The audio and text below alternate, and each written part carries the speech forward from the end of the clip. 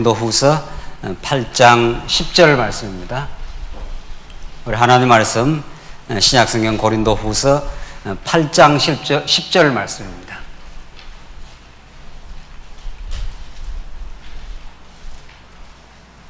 네, 찾으신 줄 알고 봉독 드리겠습니다. 신약성경 고린도후서 8장 10절 말씀입니다.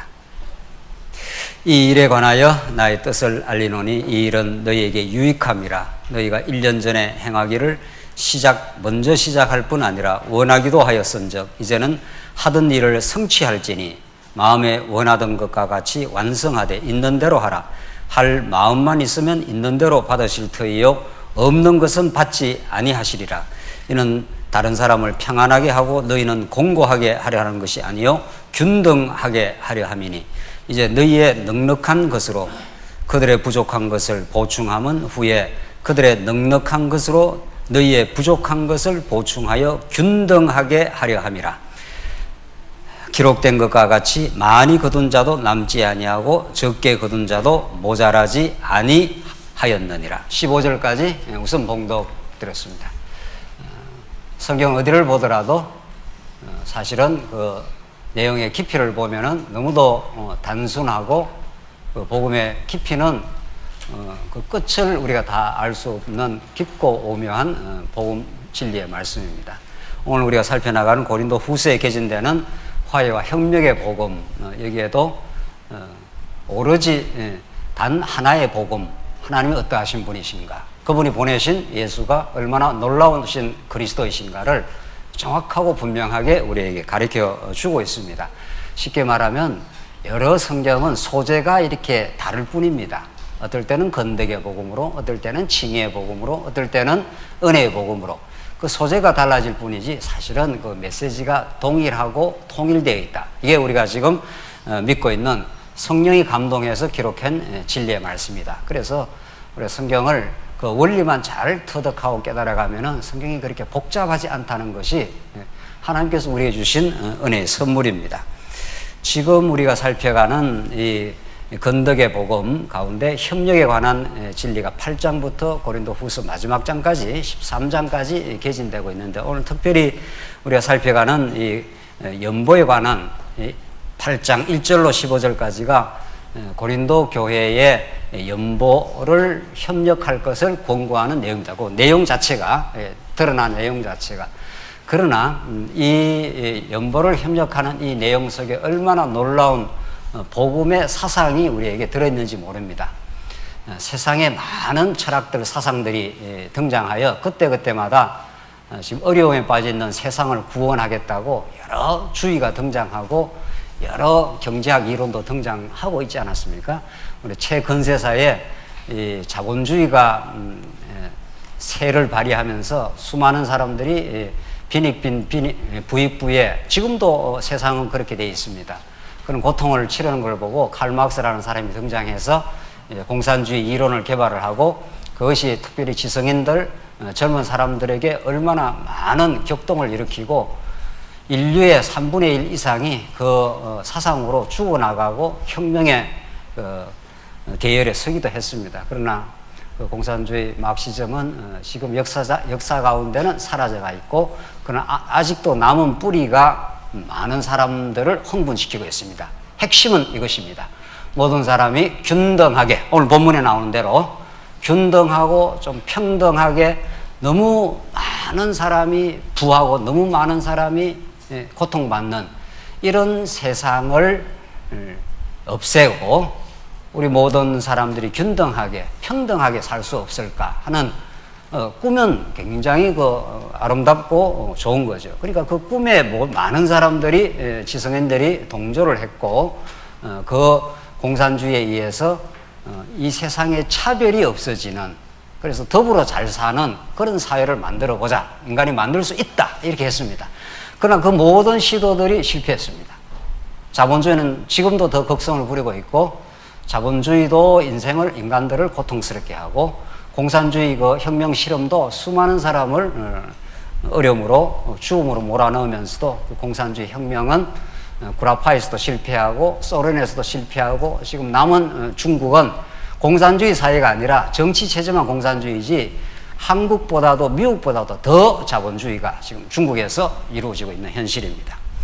자, 오늘 본문의 말씀이 얼마나 놀라운 복음인지, 연보라는 것이 얼마나 깊고 넓은 복음의 사상인지, 이 연보 사상이 우리가 더불어 잘 살 수 있는 이 교회를 이루어가는데 얼마나 중요한 복음의 메시지인지를 오늘 우리에게 잘 가르쳐 주고 있습니다. 우리 지난 시간 9절 우리가 지난 시간 한번 다시 보십시다. 복습하는 의미에서 우리 주 예수 그리스도의 은혜를 너희가 알거니와 부여하신 이로서 너희를 위하여 가난하게 되심은 그의 가난함으로 말미암아 너희를 부여하게 하려 하심이라. 이게 아주 연보의 핵심 원리입니다.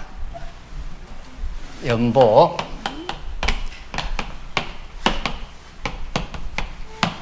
여기 버릴 연자,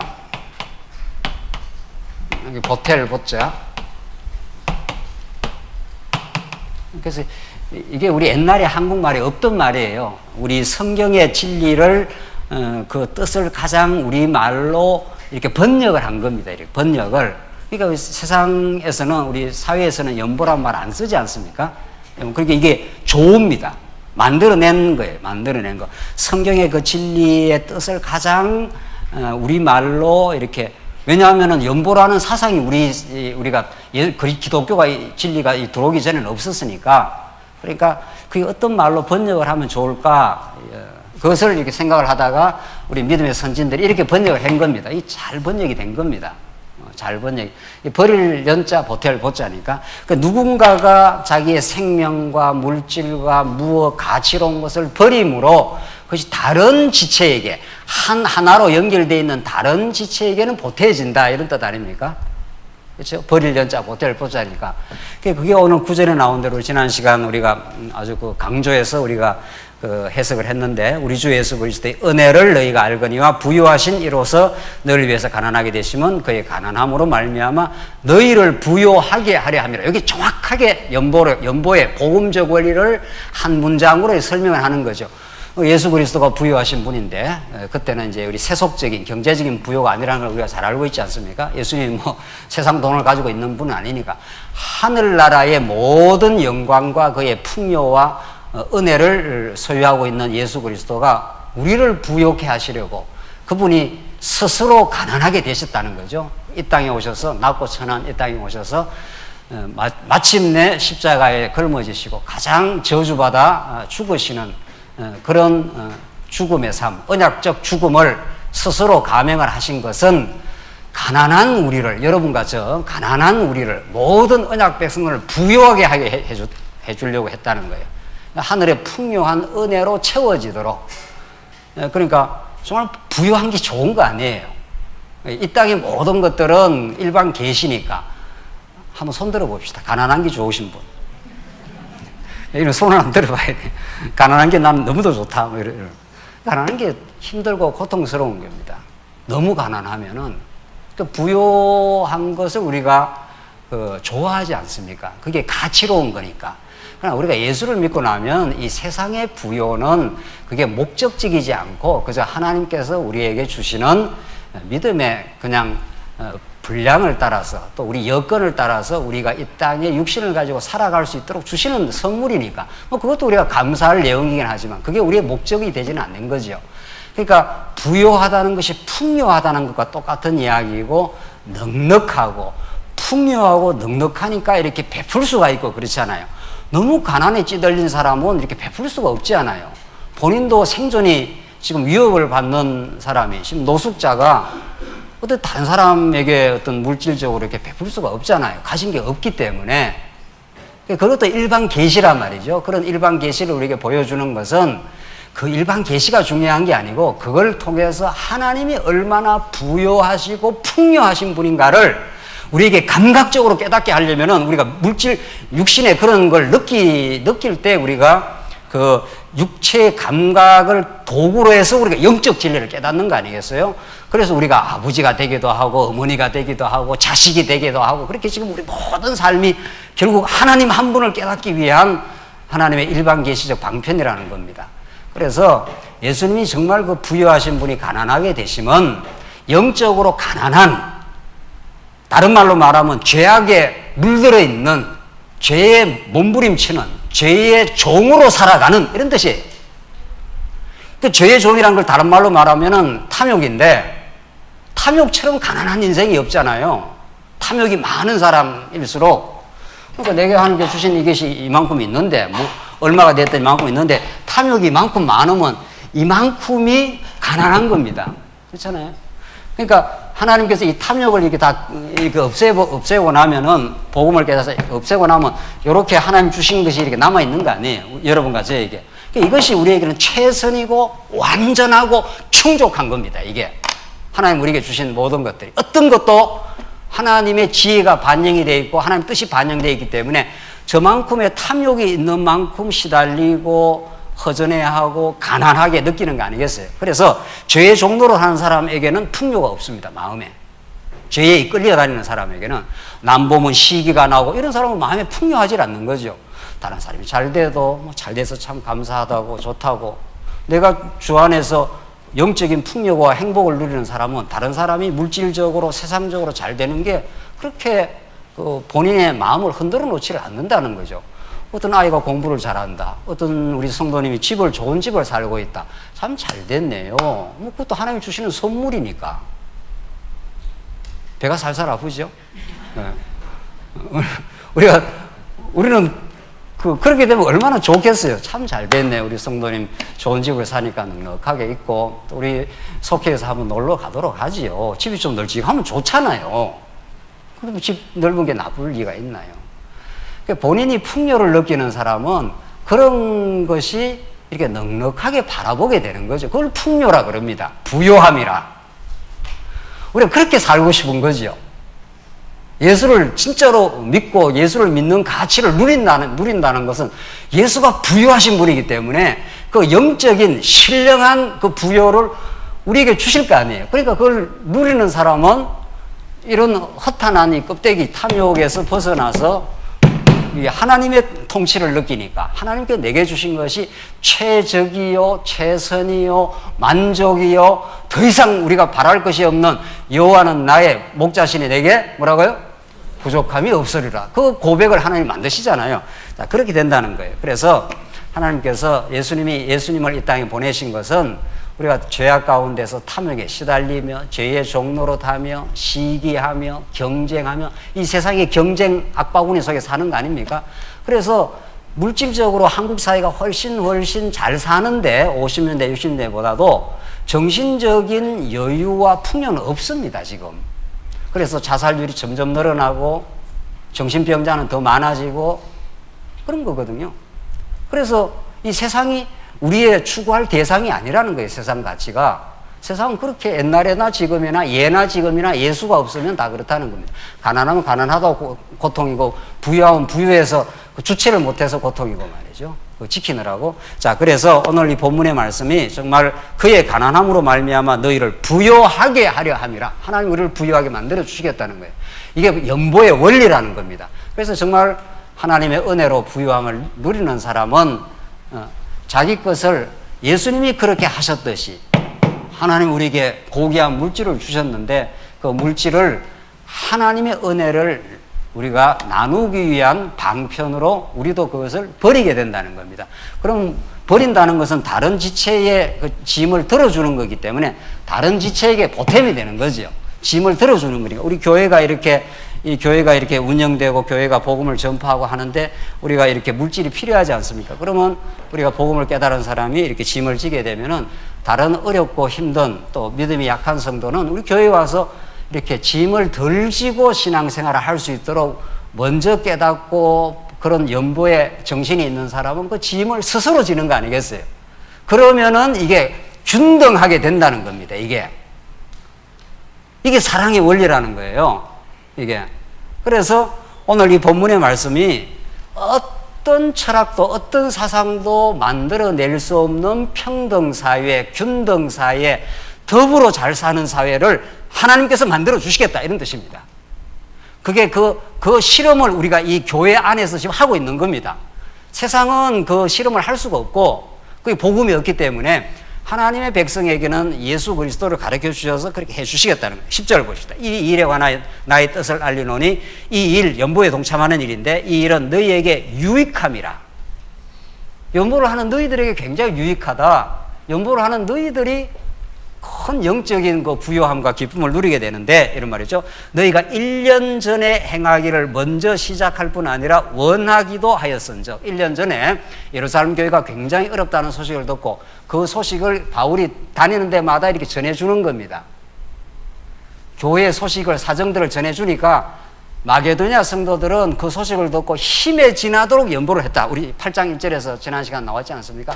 그렇게 마게도냐 교회도 그 연보에 동참을 했고 고린도 교회도 1년 전에 이거 우리 지체들이 너무 힘들어하게 하기 때문에 지체들의 짐을 들어주려고 우리가 같이 연보를 하자 이렇게 했다는 겁니다. 그래서 11절 이제는 하던 일을 성취할지니 마음에 원하던 것과 같이 완성하되 있는 대로 하라.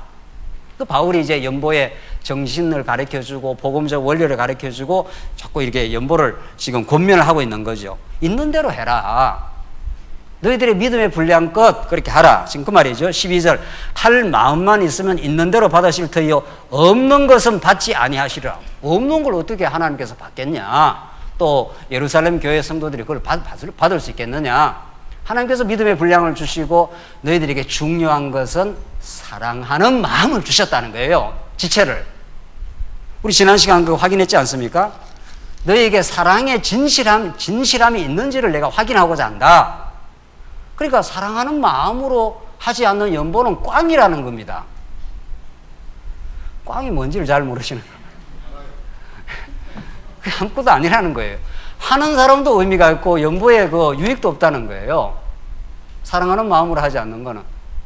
그 사랑하는 마음으로 우리가 연보를 하게 되면 하고 나서도 마음에 흐뭇하고 감사하고 또 사랑하는 마음으로 하고 더 간절합니다. 하나님께서 내게 더 힘을 주시면 더 이 짐지는 일에 사랑의 짐지는 일을 할 수 있을 건데 이런 아쉬움과 간절함, 감사함 이게 넘치는 거죠. 사랑하는 마음으로 이게 자꾸 주시면은 우리가 자녀들을 사랑하기 때문에 자녀들에게 쓰는 그 물질은 조금도 아깝지가 않죠. 자녀들 학원 보내면서 아까워 죽겠다 이러면서 학원 보내는 우리 부모님 없잖아요. 더 좋은 학원이 있으면 내가 덜 먹더라도 우리 아이한테 유익할 일이 있다면 그렇게 하지 않습니까? 그러니까 하고 나서도 행복하고 하고 나서도 더 해주고 싶고 그런 거 아니겠어요? 교회 우리 지난 시간에도 이야기했지만 교회 생활이 뭐 복잡고 어렵냐는 거예요. 그 원칙으로 돌아오면은 그 초심으로 돌아오기만 하면 우리가 복음에 감격하고 행복해하고 그래서 마음의 부유함을 우리가 점점 누리게 되면은 다른 지체를 섬기고 사랑하고 싶어 우리가 살고 그래서 오늘 주일도 사랑하는 사람 만나고 싶어 오고 그래서 제가 옛날에 지난 교회에 있을 때 그런 표현을 자주 썼습니다. 주일날 교회 오는 거 내가 비유를 하나 들겠는데 여러분들이 처녀 총각 때 제일 사랑하는 애인이 있었다면은 애인만으로 오는 기분으로 오면 딱 맞다고. 지금 안 그런가 봐요, 지금. 애인 만날 때 얼마나 설레고 만나고 싶고 만나면은 이야기하고 더 오래 있고 싶고 그렇죠? 그렇잖아요. 그때 옛날에 12시에 그 통행금지가 있어가지고 통행금지가 다 되면 아쉽잖아요. 통행금지에 집에로 돌아가야 되니까. 연애를 안 해보셨는가 봐요. 그래서 더 오래 있고 싶고 그게 정상적인 사랑하는 사람의 관계죠. 근데 문제는 그게 오래 못 간다는데 슬픔이 있는 거죠. 그 연애할 때 감정이 오래 가느냐 말이죠. 좀 지나가면 그것도 식기도 하고 그런 건데. 자, 그래서 하여튼, 그런 거죠. 교회에 우리 정상적으로 이제 교회가 진행이 되고 또 하나님께서 그렇게 우리 해가지 않습니까? 해가는 거란 말이죠. 그래서 바울이 지금 그 사랑의 진실함을 고린도 교회에 주셨고 그런 게 어려움은 있었지만은 그래 그 일을 계획을 했고 1년 전에 그걸 계획한 걸 너희들이 그 일을 할 수만 있으면 하는 게 좋겠다 이렇게 말합니다. 13절 이는 다른 사람들은 평안하게 하고 너희는 공고하게 하려는 것이 아니요 균등하게 하려 함이라. 그래서 너무 세상이 이렇게 너무 많이 부유한 사람이 있고 너무 가난한 사람이 있다. 이래 되면 이게 좋은 사회가 아닌 거죠. 이게 너무 양극화가 너무 심하면 여기에 있는 사람들이 며칠 전에 노동자들이 막 청와대 앞에서 그 데모를 했지 않습니까? 나는 그 데모를 잘했다 못했다가 좀 중요한 게 아니라 너무 70년대에 너무 노동자들이 하루 종일 일하고도 정말 그 생존이 어려울 정도의 그 임금을 받았다는 거 아닙니까? 그래 너무 힘들면은 여기서 이제 이 사회 한번 뒤집어 버려야 되겠다. 이제 이런 그 노동혁명이 일어나는 거죠. 그래서 공산혁명이 그렇게 많이 일어났습니다. 여러 나라에서. 이게 건강한 사회가 아닌 거죠. 그렇다면은 여기에 더 넉넉한 사람들이 자발적으로 푸는 거죠. 자발적으로 이 고난을 짐을 지는 거죠. 사랑의 짐을 지면. 그러면 이렇게 심하게 기울어진 이 저울대가 이렇게 이제 움직여지는 거죠. 이렇게. 여기서 스스로 자발적으로 연보에 동참을 하면은 여기가 짐을 덜 져도 되니까 이렇게 균등되게 하려고 하나님께서 이렇게 한다는 거예요. 지금 중요한 거는 이게 물질의 문제가 아니라 지금 더 나아가면 연보의 진짜 정신은 하늘의 풍요한 진리를 많이 가지고 있는 교회라면은 지금 복음이 없어서 영적으로 너무도 가난한 교회, 가난한 선교 현장에 복음을 전파해 주는 거죠. 그게 복음을 나누어 주는 행위 아니에요? 이 영적 균등 체제가 만들어지는 거죠. 이게 더 중요해요, 사실은. 그걸 위해서 우리가 물질적 연보도 하는 거란 말이죠. 그래서 사실은 우리 교회가 이런저런 자금의 어려움을 겪고 있기는 하지만은 오늘도 우리 점심 식사하면서 장로님과 몇몇 성도님들하고 적어도 우리 말씀운동에 오래된 우리 지도자들이나 오래된 분들은 이 자금의 사태를 우리가 잘 받을 이유가 있다. 하나님께서 지금 행하시는 일이잖아요. 이걸 통해서 우리가 더 복음을 깊이 깨닫고 우리가 이걸 겪을 만한 이유가 있고 이걸 통해서 더 단련이 되고 더 심도 있는 복음을 깨닫고 하나님 앞에 바짝바짝 나간다면은 하나님께서 우리 교회를 회복시켜 더 새로운 교회가 든든해지고 한다면은 그때 우리 교회가 얼마나 정말 영적으로 가난한 교회를 위해서 섬길 수 있겠느냐 말이에요. 지금도 그런 우리가 풍요함은 있는 거 아니에요. 성경 어디를 보더라도 하나님 살아계신 여호와, 성경 어디를 보더라도 예수 그리스도가 생생하게 이렇게 드러나 있는 이 복음 진리, 이것이 우리만 가지고 있기에는 너무 풍요한 거 아니겠어요? 그래서 우리가 진짜 이걸 누리고 깨닫고 한다면 우리가 나누어 가지게 되는데 바울은 그걸 지금 설명을 하고 있는 겁니다. 14절 이제 너희의 넉넉한 것으로 그들의 부족한 것을 보충함은 후에 그들의 넉넉한 것으로 너희의 부족함을 한 것을 보충하여 균등하게 하려 함이라. 이런 세상 철학, 이런 사상은 없다는 겁니다. 그래서 모든 세상은 혁명은 이 사람들이 안 내놓으니까 여기서 이 사람들을 타도하고 이 사람들의 목을 자르고 이 권력을 내놓게 만들고 이렇게 해서 평등 사회를 만들어 보려고 한 겁니다. 권력을 가지고 있는 군주를 단두대에 세워갖고 프랑스 혁명 때 왕의 목을 치고 그래서 이 평등 사회를 만들려고 했고 프롤레타리아 혁명을 이렇게 갖고 유상계급들 많이 가지고 있는 사람들을 뒤집어 엎어야 된다. 그래서 이 사회를 평등하게 만들어야 된다. 이렇게 해서 언제나 극한 대립을 하고 언제나 사회는 참된 균등 사회를 만들어낼 수가 없었습니다. 모든 사람들이 그걸 꿈을 꾸지만 오늘 이 본문의 말씀이 이 복음이 우리에게 역사를 하기 시작하면은 우리가 가지고 있는 것이 얼마나 충분하고 만족한 복음인가. 그렇게 될 때 우리는 다른 사람의 짐을 전해가는 그런 일이 성령께서 찾아오셔서 이 땅에 만들어 가시는 하나님 나라의 원형이라는 겁니다. 교회가 하나님 나라의 지금 모습이기 때문에 그래서 이게 완전하지는 않지만 그런 마음으로 살아가는 성도가 가장 행복한 사람이 되는 거죠. 그래서 15절 기록된 것과 같이 많이 거둔 자도 남지 아니하였고 적게 거둔 자도 모자라지 아니하였느니라. 이게 구약에 하늘의 만나가 내려졌을 때 욕심 부린다고 그 다음날 것까지 많이 끌어모아 봐야 그 다음날 다 하나님께서 썩게 만들어 버리잖아요.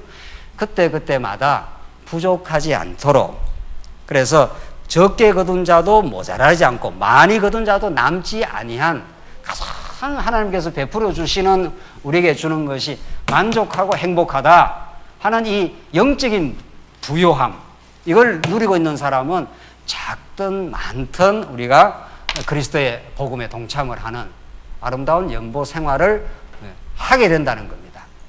그러니까 연보라는 것이 얼마나 우리를 풍요하게 하는 일이고 사랑을 실현하는 하나의 장치이고 교회가 균등하게 되어가는 복음을 땅끝까지 전파해서 오늘도 우리 중국에서도 오고 저희 구라파 화란에서 일하러 갔다가도 오고 이런저런 외국에서 이렇게 오지 않습니까?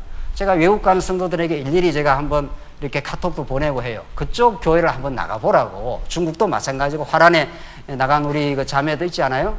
그쪽 교회를 한번 실제로 나가보라고. 여기 계시는 분들은 직접 그렇게 주일날 나갈, 그 말로만 우리가 듣는 것보다도 직접 그 교회를 한번 경험을 해보라고.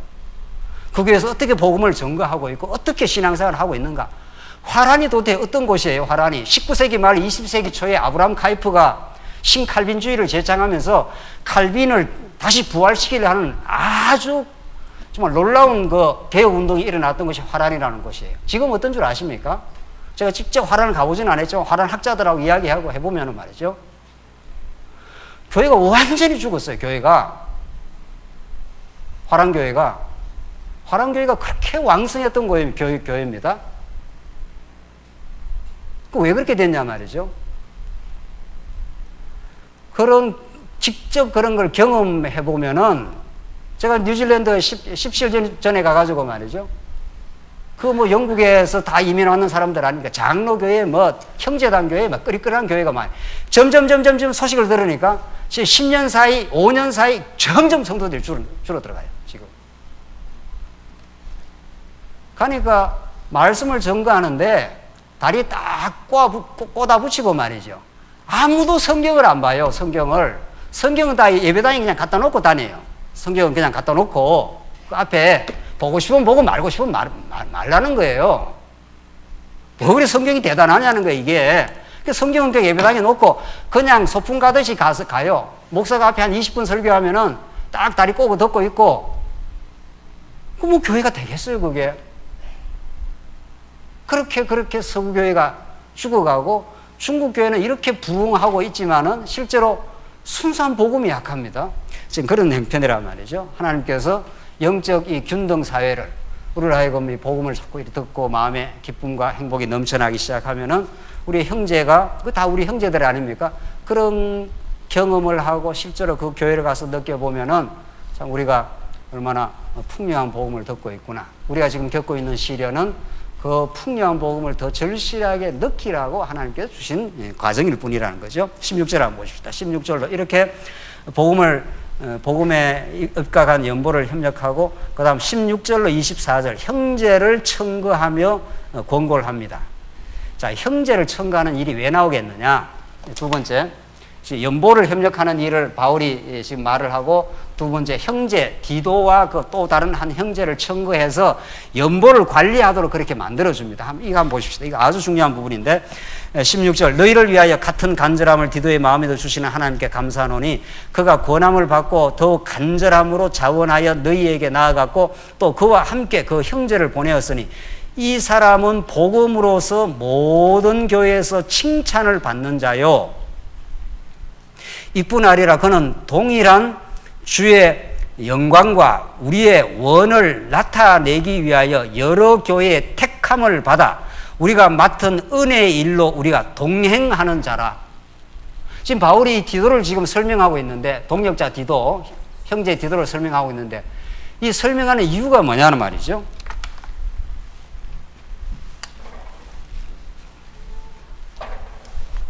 하나님께서 예수 그리스도를 이 땅에 보내서 이 땅의 모든 교회를 다스리는데, 여기가 고린도 교회고 여기가 예루살렘 교회고 여기 사도 바울이 여기 있고 또 여기에 디도와 또 다른 한 형제가 있습니다. 지금 바울이 고린도 교회에 권면을 해가지고 예루살렘 교회가 너무 지금 어려운 지경이 있다. 그래서 우리가 사랑의 짐을 나누는 게 어떻게 했느냐. 지금 이렇게 또 고린도 교회가 그런 마음을 냈다는 거죠. 그래서 지금 그걸 권면했습니다. 이제 고린도 교회가 그렇게 할 마음이 이제 있는 거죠. 그걸 이제 바울은 격려해서 이걸 하게 하는데, 바울은 지금 디도를 설명하고 있습니다. 왜냐하면은 이 예루살렘 교회로 그에게 연보를 가지고 그걸 관리하고 그 연보의 정신과 마음을 그쪽에 제대로 전달을 해야 되는데 누가 지금 그 일을 하겠느냐 이 말입니다. 그래서 바울은 지금 디도의 그 16절 다시 보십시오. 너희를 위하여 같은 간절함으로 디도의 마음에도 주시는 하나님께 감사하노니. 그래서 바울은 디도가 하나님이 보내신 형제요 동력자로 있는 것이 너무도 감사한 겁니다. 왜냐하면 바울이 이걸 혼자 할 수가 없잖아요. 이 일을. 우리 교회 일이라는 건 항상 이렇게 객관적으로 해야 되고 여러 공적인 절차를 거치고 하는 거 아닙니까? 어떤 한 사람에게 모든 일을 맡기지 않지 않습니까? 어떤 일을 그 사람이 맡아 하더라도 다른 사람이 같이 논의를 한다든가 공적으로 어떤 걸 결정을 한다든가 이렇게 검증 장치가 있잖아요. 우리 운영위원회도 있고 뭐 속회도 있고 여러 연구소도 매달 그 공식적 정례 회가 있습니다. 그래서 그 회의에다가 의제를 내놓고 같이 토론을 하고 이렇게 해서 어떤 일에 대해서 같이 이렇게 지금 검증을 해 나가는 거 아니겠어요? 지금 바울이 이 연보를 여기서 받아가지고 이쪽으로 지금 전달하는 역할인데 바울이 어떻게 혼자 하겠어요? 이 일을 또 혼자 다 할 수도 없는 일일 뿐 아니라 혼자 할 수 있다 하더라도 이게 객관성이 없잖아요. 그래 되면은 그러니까 바울 외에 다른 지금 동력자가 필요한 겁니다. 그래야 그 연보의 마음을 잘 전달할 수 있고 실제로 그 물질을 전달할 수가 있기 때문인 거죠. 그래서 우리 교회에 누구를 세웁니까? 안수 집사를 세우잖아요. 그래서 안수 집사 회도 있는 거고 지금 그래서 18절 한번 보십시오. 18절 또 그와 함께 그 형제를 보내었으니 이 사람은 복음으로서 모든 교회에서 칭찬을 받는 자요. 이게 교회에서 일꾼되는 원리입니다. 그래서 우리 작금에 우리가 교회 일꾼을 세울 때 자원하면 된다 하는 말을 많이 써가지고 교회가 많은 어려움을 겪었는데 자원은 모든 일꾼, 모든 교회의 기초입니다. 그거는. 일꾼을 세울 때만 그게 기초가 아니고 교회 하는 모든 일의 기초예요. 그러니까 우리가 자원해서 한다는 건 굉장히 중요한 하나의 원리예요. 복음을 깨달으면, 이 복음을 깨닫게 되면은 우리가 하나님을 사랑하게 되고 성도를 사랑하는 마음이 생기잖아요. 그러니까 복음에 의해서 이렇게 자원하는 마음이 생겨납니다. 아, 내가 교회에 조금이라도 짐을 져야지. 우리 지체가 어려우면 내가 지체를 신방하고 찾아가 봐야지. 우리 지난주에도 어려운 우리 장로님 한 분, 장로님들이 같이 우리가 신방을 했지 않습니까? 그런 마음이 자원해서 생기는 거죠. 세상에 신방을 억지로 가는 사람이 있습니까?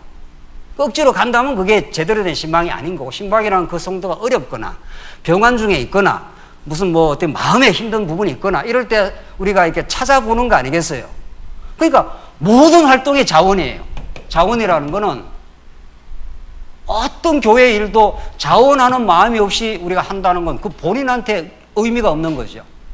또 그 대상한테도 의미가 없는 것이고, 그래서 이 자원이라는 건 모든 교회 일의 기초입니다. 이게 그 자원하는 마음은 복음에서 나오는 거니까. 자, 그럼 자원하는 마음이 누구나 있는 거예요. 어느 정도는. 그렇지 않아요? 그 농도의 차이가 있지만, 그러면 일꾼을 세울 때는 자원하는 마음이 물론 있어야지요. 그 사람이 뭐 평양감사도 하기 싫으면 안 한다는 건데 왜 평양감사가 얘기 나와? 그렇잖아요? 네. 자우지가 아무리 좋은 것도 자기가 자원하는 마음이 없으면 안 한다는 거예요. 그게 자원은 기본이고, 오늘 이 본문에 나온 대로 오늘 본문을 정확하게 읽으십시오. 18절 또 그와 함께 그 형제를 보내었으니 이 사람은 복음으로서 모든 교회에서 칭찬을 받는 자요. 이게 무슨 말입니까? 교회에서 칭찬을 받는 그런 신앙적 여정이 필요하다는 겁니다. 그 사람이 여러모로 봐서 그 사람이 어떻게 완전하겠어요. 그러나 대체로 봐서 신앙생활에 연륜도 되고 평소에 교회생활 하는 걸 이렇게 보니까 성도들을 사랑할 마음도 있고 또 스스로 기꺼이 짐도 질 줄 알고 어려운 성도가 있으면 찾아가서 정말 돌볼 줄도 알고 이런 그 평소에 신앙생활에 칭찬받는 일이 역사가 있다는 겁니다. 그렇잖아요? 아무나 자원한다고 하냐 말이지. 자원은 가장 기초고, 두 번째 보십시다. 19절 이뿐 아니라 그는 동일한 주의 영광과 우리의 원을 나타내기 위하여. 자, 그는 그 이제 디도와 한 형제를 말하는데 그는 동일한 주의 영광과 우리의 원을 나타내기 위하여 여러 교회의 택함을 받아 이렇게 돼 있어요. 그렇잖아요. 여러 교회에서 택함을 받아요. 그래서 우리가 옛날에 이제 지금도 이제 정상으로 돌아가는 건데 장로를 뽑을 때 장로를 피택을 하잖아요. 성도님들이. 그래서 피택 장로라고 하잖아요. 택함을 받는 거예요. 이런 거 칭찬받는 어떤 역사도 없고 택함 받는 과정도 없이 이런 거 다 없이 자원하는 마음만 가지고 하는 건 아니잖아요. 성경에. 그렇잖아요. 지금 성경의 디도와 어떤 형제가 이 연보를 가지고 예루살렘으로 가는 관리하는 일, 그리고 그 연보의 마음을 잘 전달하는 신실한 사람을 교회에서 택하게 되어 있습니다. 그걸 어린 성도가 그걸 하겠냐 말이죠. 어린 성도가 자칫했다가는 그게 유혹이 될 수도 있는 거고. 그렇잖아요. 그래서 성경에서는 어떻게 택했다는 말은 없어요. 그게 투표를 했을 수도 있고, 뭐 여러 성도들이 청구를 했을 수도 있고, 뭐 여러 성경에는 이런저런 그 정황은 있습니다만 중요한 거는 자원하는 마음은 모든 교회의 기초예요. 그러니까 이건 중요한 거예요. 이게 중요하지 않다는 건 아닌데, 이거 하나만으로 일꾼 세우는 데까지 해버리면은 어떻게 그 교회의 혼란을 막겠냐 말이죠. 너나 나나 교회 처음 온 사람이 내가 해버리겠다 이렇게 하면 안 되잖아요. 그렇게 하는 사람도 없겠지만은 나는 연구하는 은사인데 내가 연구원 하겠다 이러면 연구원이 되겠냐 말이죠. 연구를 오랫동안 해왔고 연구에 은사가 있는 것이 여러모로 검증이 되었고 논문을 그렇게 쓰게 하고 연구소에서 그렇게 하지 않습니까? 이 사람은 연구하는 참 은사가 있네. 그리고 연구를 기쁨으로 하네. 그래서 연구원들이 모여서 이 사람을 다음 연구원으로 하도록 하시오. 이런 거 과정을 거쳐가는 거 아니겠어요? 본인도 기쁨이 되고 교회 그 전체에서도 이만하면 뭐 연구를 할 수 있다. 이만하면 안수 집사를 해낼 수가 있겠네요. 이런 과정을 거치면 그 사람도 건실하게 하는 겁니다. 그 사람도. 하나 더 볼까요? 사도행전 6장으로 가봅시다. 여러분들에게 이걸 한 번 더 못 받기 위해서 정말 그런지 성경이 그런지 안 그런지 정말 우리는 성경대로 하는 거니까 사도행전 6장 3절을 봅시다. 사도행전 6장 3절. 7 집사를 뽑을 때도 마찬가지입니다. 사도행전 6장 3절 찾았습니까? 형제들아 너희 가운데서 성령과 지혜가 충만하여 칭찬받는 사람 7을 택하라. 우리가 이 일을 그들에게 맡기고 그들에게 맡겨요. 이 일을. 그렇잖아요. 이것도 똑같죠. 칭찬받는 사람. 이걸 우리 바른 성경에서는 인정받는 사람 이렇게 했어요. 인정. 교회 생활을 해보면 그게 나타나잖아요. 교회 생활을 건실하게 이렇게 해나가고 저분이면은 우리 교회 연보를 잘 관리를 하고 정말 요소요소에 잘 쓸 수 있는 은사가 있다. 그래서 안수 집사회를 우리가 하는 거 아닙니까? 그래서 칭찬받는 사람 7을 택하라 이렇게 돼 있어요. 이 교회에서 이 사람을 택하게 돼 있어요. 뭐 그게 우리는 뭐 투표를 한다든가 청거를 한다든가 그렇게 어쨌든 택한단 말이죠. 이 사도행전에서도 6장에도 돼 있고 오늘 본문으로 다시 돌아갑시다. 고린도후서 8장에도 지금 예루살렘으로 연보를 전달해야 되는데 바울이 혼자 북치고 장구치고 못하잖아요. 그러니까 이 디도를 세우는 겁니다. 디도를 조금 더 읽어봅시다. 그래서 19절 교회의 택함을 받아 우리가 맡은 은혜의 일로 우리와 동행하는 자라. 그 동행자를 하나님께서 붙여 주신 거죠. 그래서 20절 이것을 조심하면 우리가 맡은 이 거액의 연보에 대하여 아무도 우리를 비방하지 못하게 하려 함이라. 자 보십시다. 그 바울이 혼자 이걸 했을 때는 자칫하면은 구설수에 오를 수가 있단 말이죠. 바울이 어떻게 그에게 연보를 어떻게 잘못 처리를 했다 이런 말이 있으니까. 그러니까 디도와 또 한 사람이 있습니다. 또 한 사람 이렇게 해서 이 사람들이 형성이 돼가지고 이 예루살렘 교회로 연보를 전달하고 관리하는 그 일을 맡긴 거죠. 그렇죠. 지금 그 말을 지금 하고 있는 거죠. 그래서 사도 바울은 디도가 하나님의 동역자로 또 한 사람이 18절 한번 보십시오. 또 그와 함께 그 형제를 보냈노니 이렇게 했잖아요. 그러니까 지금 또 다른 한 사람이 있은 거예요. 그래서 20절 이것을 조심하면 우리가 맡은 이 그에게 연보에 대하여 아무도 우리를 비방하지 못하게 하려니 이는 우리가 주 앞에서뿐 아니라 사람 앞에서도 선한 일에 조심하려 함이라. 그렇죠? 그러니까 우리가 교일이라는 게 하나님 앞에서 할 뿐 아니라 사람 앞에서도 괜히 이 문제가 되거나 이렇게 하지 않도록 딱딱 객관자를 세운 거죠. 사도 바울이. 이 잘한 거죠. 그렇잖아요. 그래서 그 하나님께서 믿음을 주고 복음의 깨달음을 주고 자원하는 마음을 준 그런 사람들에게 칭찬받는, 인정을 받는, 교회에서 인정받는 사람들이 있는 거예요. 교회 연륜도 되고 또 신앙생활도 건실하게 하는 그런 사람들이 택함을 교회에서 세워서 연보라는 게 이게 자칫하면 시험에 들 수도 있고 또 연보를 잘 쓰는 게 성도들의 뜻을 잘 받아갖고 잘 쓰는 게 또 중요하기도 하고 그래서 지금 그렇게 한다는 겁니다. 22절 또 그들과 함께 우리의 한 형제를 보내었노니 우리는 그가 여러 가지 일에 간절한 것을 여러 번 확인하였거니와 이제 그가 너희를 크게 믿음으로 더욱 간절하노라. 여기 나오네요. 22절 또 그들과 함께 우리의 한 형제를 보내었노니 디도 외에 또 한 형제가 있는 거죠. 지금 이렇게 해서 이 일을 맡아서 행하는 여러 사람들이 지금 생겨난 겁니다. 23절 디도로 말하면 나의 동료요 너희를 위한 나의 동력자요 우리 형제들로 말하면 여러 교회의 사자들이요 그리스도의 영광이니라.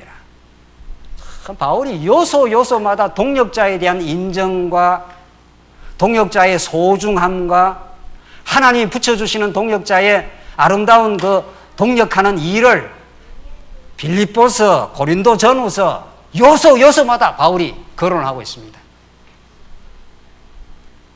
여러분들 주변에 한번 보십시오. 여기 동력자 얼마나 많습니까? 옆에 얼굴을 한번 보십시오. 그렇게 동력자를 하나님께서 붙여줘. 어제 우리 교사 세미나를 했지 않습니까? 지금 아이들이 들어대는데 교사 몇 사람이 그 일을 어떻게 감당을 하겠어요? 그래서 교사 여러분들이 자원을 했고 또 교사 지금 교육을 지금 해가고 있지 않아요? 공부를 해야 이제 아이들을 더 올바른 방향으로 가르쳐 주니까.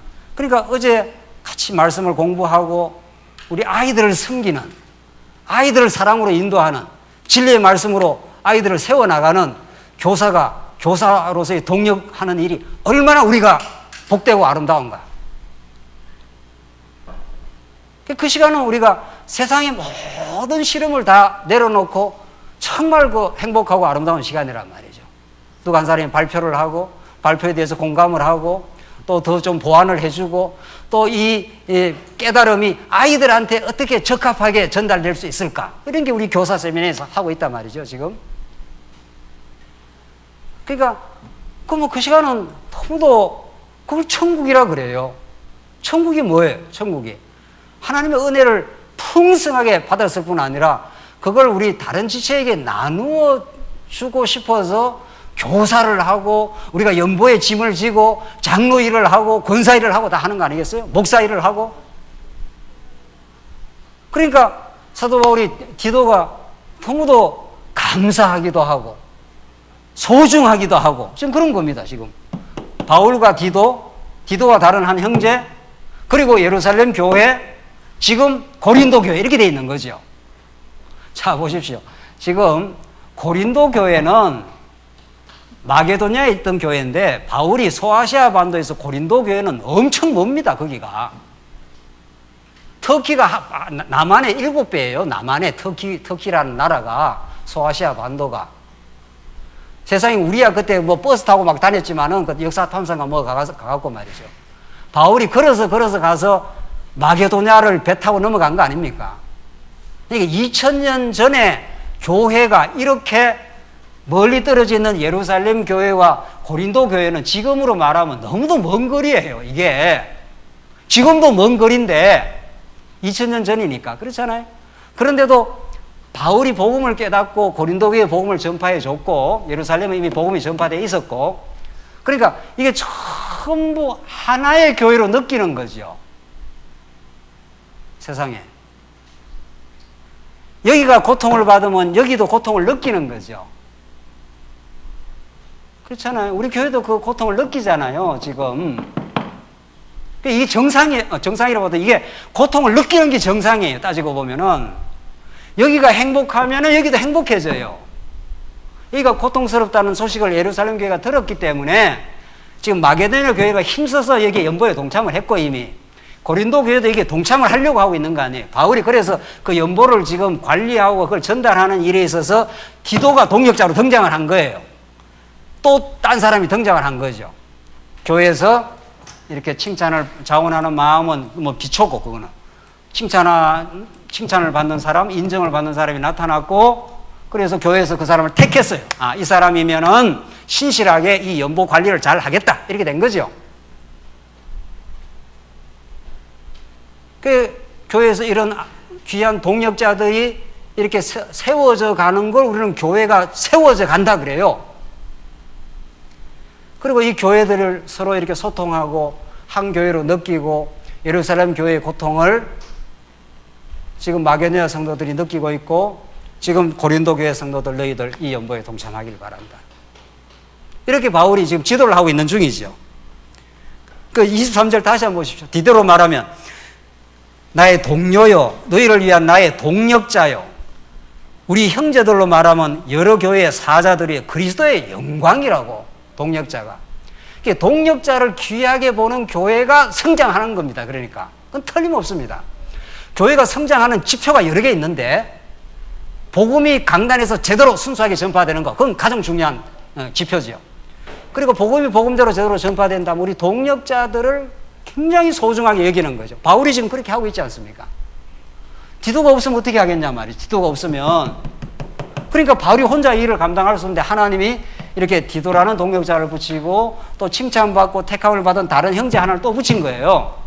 그래서 이 전체 하나님의 교회가 세워지는 거죠.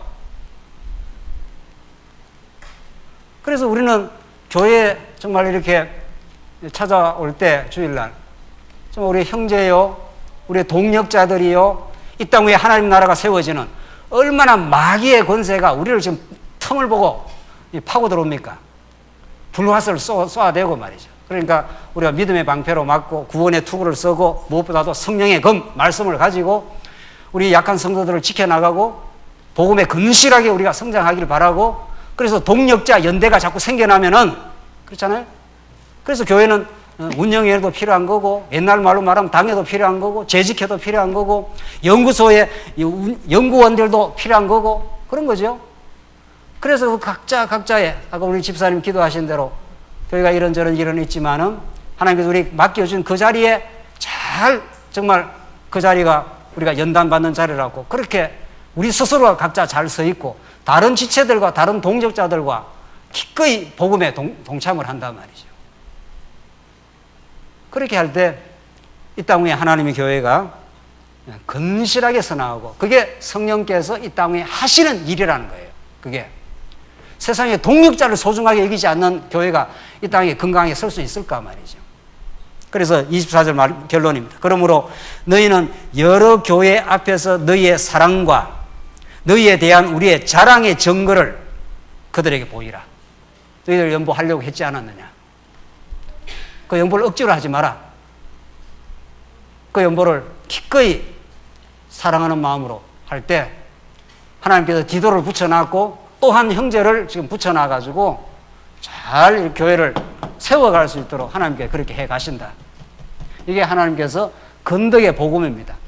건덕을 위한 협력을 하나님께 그렇게 할 수 있도록 그 복음의 능력을 고린도 교회에 주시고 자원하는 마음을 주시고, 그래서 칭찬받고 택함받는 일꾼들을 세워나가고, 우리 오늘 오후에 이렇게 참석하신 일꾼들, 우리 동역자들만 건실한 우리가 연대를 하고 이 땅 위에 하나님 나라를 위해서, 이 땅 위에 복음을 위해서 우리가 같이 연대하고 동참하고 함께 짐을 나누어지는 그런 마음이 있다면은 이 땅의 말씀 운동이 전파되지 않으라는 법이 있냐 말이죠.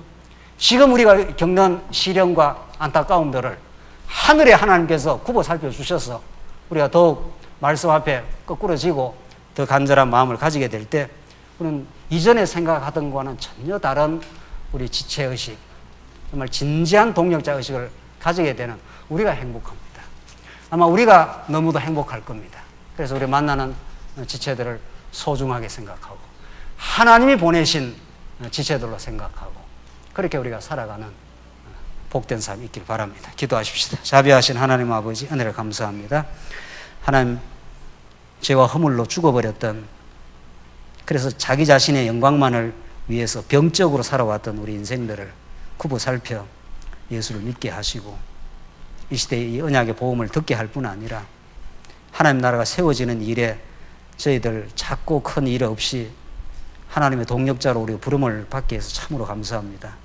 우리 주변에 주신 귀한 형제들이요 동력자들을 소중히 여기며 정말 이 땅의 분열과 갈등으로 고통받는 이 세대를 향하여 정말 하나님의 교회가 세워지는 일에 저희들 밑거름이 되도록 저희들 불덩어리가 되도록 우리 모두를 붙들어 주시옵소서. 예수님 이름으로 기도합니다. 아멘.